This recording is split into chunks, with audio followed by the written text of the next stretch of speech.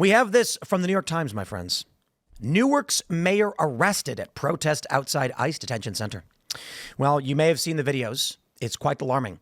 And upon seeing the New York Times headline, I felt they're trying. They really are. But they're not getting to the truth. So I decided to help them out with a new headline. Democrat insurrectionists lay siege to federal facility in attempt to overthrow government. 420 69th precinct cops dead. Such an attack has not been seen since 9/11, and everyone is sad because Democrats are committing a terror. Massive tragedy. Massive tragedy. Massive. It's just such a specific number and a specific precinct. It is quite a coincidence. The original joke we made is I didn't have the cops dying or whatever. And then I realized, like, oh, we got to lie about cops dying because they still do it to this day. There was, I think it was Cash Patel, I think, was talking to some woman, and she said insurrectionists beat and killed police officers. And I'm like, yes, they just make that stuff up. They just make it up. But we do have videos. So let me show you what we got here. This is the video of Newark Mayor Baraka being arrested. Check this out.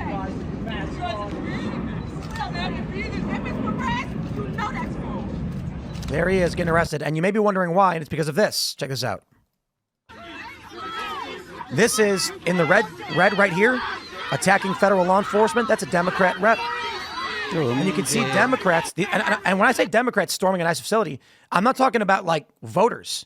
These are actual elected Democrats storming an ICE facility.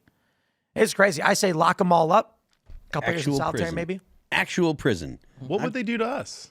I mean, what would they do to Marco Rubio? What would they do to Trump? What would they do to a parent that had the audacity to go to a PTO meeting That's right. and say they didn't like the curriculum? That's right. They might have the FBI look at them. Throw them in jail. Throw them in prison. Let's get a trial going. I want to see them go to prison. Is this for clicks, though? I mean, they're obviously trying to get arrested. Yes. Yeah, it is connected to the fact that Democrats have nothing to actually run on because essentially, again, they're at an ICE facility. They're complaining about the quality of the place, that whether or not it meets standards or whatever. But really, they're just complaining that Republicans are going to go ahead and deport actual criminals. And this is boilerplate stuff for the Democrats. This is what they've been doing, standing up for criminals, not just standing up for people that are here illegally that are just trying to stay under the radar and work a job, which I think they should get out of here too. But the Democrats are actually looking to stand up for criminals because they're absolutely retarded. Well, and they're all criminals themselves. Yes. Look, I think that Dems are in deep, deep trouble. There's two elections most recently where the incumbent president maintain control of both chambers of Congress. 1998, Bill Clinton, Republicans overstepped on Lewinsky stuff. And then 2002, when Dems were obstructing President Bush's national security agenda.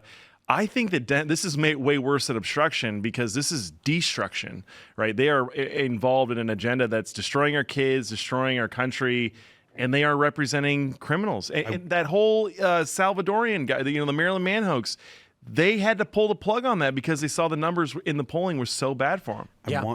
I want to agree with you, but I'm still of the opinion that, I agree with you on everything you're saying, but I am still of the opinion that the economy is still going to be the big factor when it comes to, the midterms. So if the economy is doing okay, which, as of right now, you have the deal that they just made with the UK.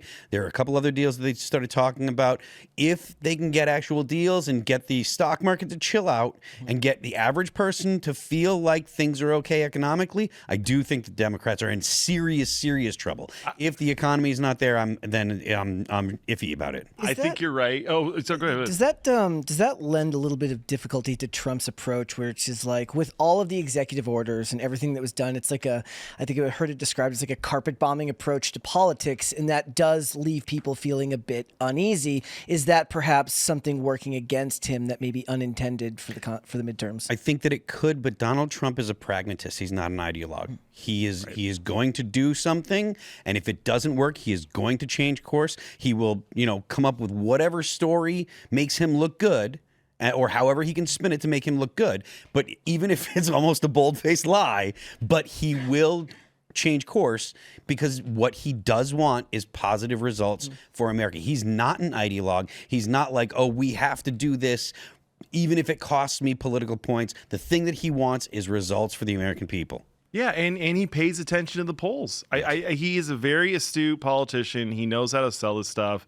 I do think, though, Phil, on top, the economy could be humming, but I was a little bit bullish because we all know Republicans tend to screw things up. They are very good at that. There's no denying that. Well, then, okay, so let me ask you this. So you mentioned that you said that Democrats don't really have anything to run on right now, or at least it's felt that way for a very long time.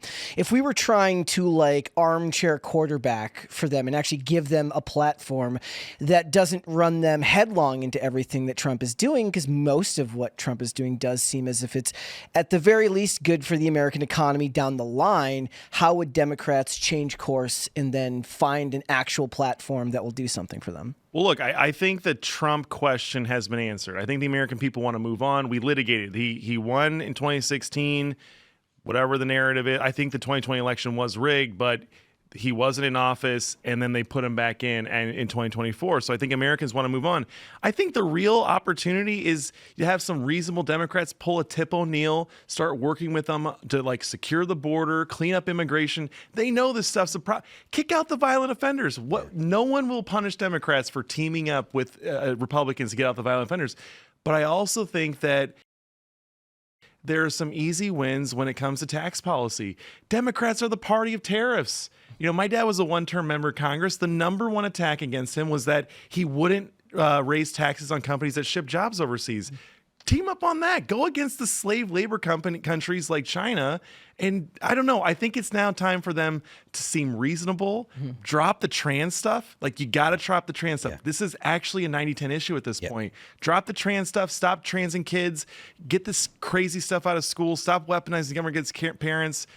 I don't know. Moderate a little bit. The only position they have is orange man bad. Yeah. Right. And they're too ideologically driven to do that. So it's too embedded in their platform now, whatever that platform may be.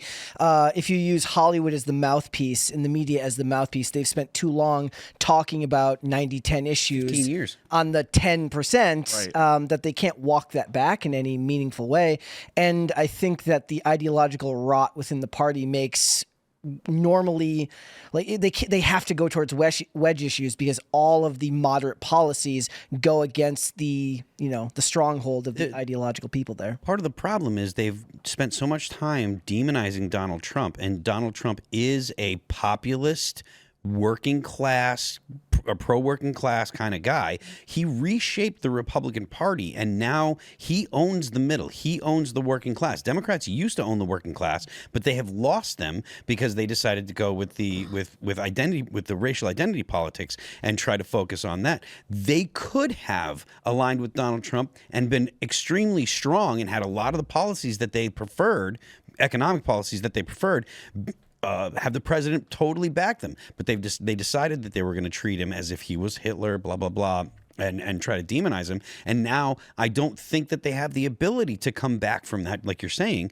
I don't think they have the ability to come back from that and actually become a middle of the road party again. Though I do think the opportunity is there. I just don't think that they have the people in the Democratic Party that'll do that. Well, you're bringing this up, and I want to ask you the question because I work in elections. This is like my life. Winning elections, the key to it is striking that delicate balance between firing up your base, making sure that they're motivated to go to the polls on election day, especially in these midterms, but then also not being too crazy for the moderates. My question to you guys is, do you think that Democrats have jumped the shark and developed, with all their hysteria about Trump, developed a super extreme base that will abandon them in the midterms if they don't go crazy? Well, it's split. Right. So when we looked at Democrat favorability, for one, favorability generally is way down, but this is largely due to Democrats hating themselves. AOC is the front runner in terms of favorability, but she has 10%. Mm-hmm. So it is this massive field. The reality is there is no Democratic Party anymore. There is no unified presence. There is no unified ideology. There's no party mandate, and there's no leader. So you've got a bunch of different worldviews, a bunch of different ideologies, and none of them get along with each other. Okay. Except for we hate Trump. Well, do you think Barack Obama, let's say you could get a third term. Do you think if he ran for the nomination, do you think he would get it? No. Oh, yes. I was going to say he won't win. He's not going to win. Obama represents a party that doesn't exist anymore. Right. Those middle of the road voters that voted in Obama switched for Trump. Right. So, in fact, I would argue that if he did win, the reason why I think he could win the primary, superdelegates, Yes. I don't think he'd have They an easy rigged the go of game it. on that. Right. He wouldn't have an easy go of it. Yeah. Well, and there's nobody else with any even close to the name recognition that somebody like him has. That's why they always float. Deporter in chief, he can't stand right now. I mean, look, I think there's a lot of for the diehards who know that happened or understand that may be one thing, but for the average everyday person, they don't know that Barack Obama was called that, nor do they know anything about the amount of deportations that happened under his watch. They have kind of rose-tinted glasses for those years, not realizing just how. The virtue signaling of the Democrat base would require them to bring up any and every issue. So right now, considering all the ICE stuff, Obama's got no move. And back when he was in office was before the rise of social media, and he really was kind of steel-manned as the kind of savior that he was by the media, and that kind of the bloom is off the rose when it comes to stuff like that now. Yeah, I mean, it's my sense that there's still a lot of normies that are not politically plugged in, that, like you said, they would still feel like, oh, Obama was great. I don't know if there are enough to actually get him into office again, but he did lose. He lost votes in the second term. People were like, all right, well, this wasn't quite what I had hoped for. And I do absolutely think that a lot of the Trump voters, they are Obama voters, but like that was representative of what we were saying, which is the Democrats have lost the middle. They've lost the working class people because they have been the party of the very rich and the dependent class for so long now, at least 10 years at least, Do the Republicans still struggle in the midterms, though? Without Trump on the ballot, they tend to struggle, and it seems like they lose seats whenever they lost seats when Trump was in his first term when they went into the midterms, if I remember correctly. I could be misremembering that. And then, red wave. No, it feels like when he's not on the ballot, the base is not motivated to come out in the same way. That's true, Yeah. but they tend to, the party in power does tend to lose in the midterms. So where, there wasn't a red wave, but I do think that the Republicans still won more seats in Biden's midterm than I don't think that the Democrats took over. I don't remember exactly, but But that's what I'm saying, though. Like when Trump isn't on the ballot and if he's in office, then it feels like they're going to lose, like you said, because they are in power right now. So they're going to cede some seats. I think that it partially depends on the map, but I think that it's likely that they'll lose some seats. But the way that the people that are up for election, if I understand correctly, it's favorable to the Republicans. Yeah, the Senate map is very bad for Democrats because they have a bunch of open seats that are held right now by Democrats. There's not a lot of competitive seats with Republicans as incumbents. Good. And plus, they have Georgia, which I think we could actually take back this year. Austin's not very popular. Just so long as Marjorie Taylor Greene doesn't run. I'm not liking that. I mean, she can be fun and funny, but what? You think she'll lose? I think she'd lose. Yeah, I think that she's a little too extreme for the average Georgia voter, personally. I don't know. I'm looking at. Democrats just stormed an ICE facility. Everybody's there's no middle. And I think what Democrats are doing here is going to be bad news for them. This is going to be eaten up by Republicans who are going to be like, see, if you want chaos, vote Democrat. Trump's offering up plans. Here's what I want to do. Here's what I hope will happen. And some say those plans are bad. Democrats don't even have plans. Right. Listen, there's nothing that I want more than to be wrong about that. I want to see Republicans take the Senate and take the House. Absolutely. I'm apprehensive about if they're actually capable of doing it. So it's not like I'm like, oh, screw her. I would love to see Marjorie Taylor Greene win. I just don't think that it'll happen. Can I get something on my chest real quick? Sure. It's going on No, in you Congress. can't. This big, beautiful bill that they're talking about. Yeah. So we are so close to actually, for the first time ever, defunding Planned Parenthood. It is very close, but there's like 10 members in these tough districts who are raising holy hell about it. My problem is this.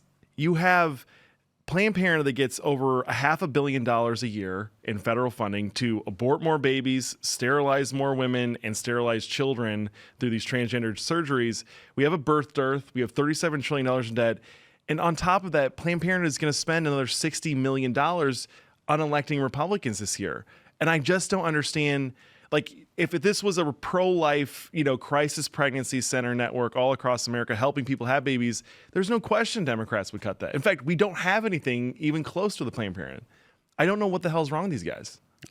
I mean, look, I don't know, but I know that because of how I don't know what's wrong with those guys, but I know that because of the because of omnibus bills and because you want to get your stuff passed, you have to eat a ton of garbage to get your stuff passed. Everyone just pours their pet projects into the garbage pail, and then everyone says, "Well, we hate all the stuff that you're going to get, but at least we're getting all of our stuff." So they hold their nose and vote it. I hate omnibus bills for that reason, but there's we just don't have the votes to actually have the bills that we want passed. So you have the stuff you have to do with omnibus. The only way to have the votes is to have like 275 plus. Yeah, it's never going to happen. Congress is dead. Like Congress is a dysfunctional branch of the government. All we need is a new president. The presidency is overpowered. Well, but you've got a judiciary and an executive branch that are both in and of themselves. Judiciary is way overpowered. Right, and the legislative is doing nothing. So the judges are giving these universal mandates, which are unconstitutional, and Donald Trump is trying to use every semantic argument he has under codified law to do what he wants to do. You've got two branches that are asserting extreme authorities, and then you've got the legislative branch doing nothing. So I just think you look at what's going on with Democrats now trying to storm to an ICE facility, and I'm like, guys, do we expect this to get better? I mean, we keep saying it's going to get worse. Come on, time travel test. Go back 3 years and say Democrats would storm ICE facilities. They'd be like, what? Well, your point about these being elected officials, these are not like Antifa goons or anything like that. These are actual elected officials that have to worry about elections. Democrat elected officials attacked law enforcement. Let me say that again for you. Elected Democrat officials, a member of Congress, a mayor, physically attacked law enforcement. Prison. How is that possible? I was told nobody's above the law. I mean, I don't care about any semantics or whatever, or argument like platitudes. The point is, we are now at the point in this country where elected Democrats are physically attacking law enforcement. Well, this is in New Jersey, and New Jersey has statewide elections. They have a governor's race this year in November. I really hope that, there's just Jack Ciattarelli that's running. That's really good. He almost won in the last election. They have to capitalize on this. They need to be running campaign ads with these mayors and all of these elected officials. Just punish the hell out of them over it. I mean, I would love to see them get punished. I'd love to see them go to prison. I would love to see, but I mean, Do you know what'll happen if they go to prison? Summer of Love 2.0. I would. Escalation. I do not see how this does not escalate. I mean, certainly there is a pathway forward where the left just doesn't come out and protest. Fine. Thanks for checking out this clip from Timcast IRL. Make sure to watch the show live Monday through Friday at 8 p.m. Subscribe to this channel, and we will see you all there.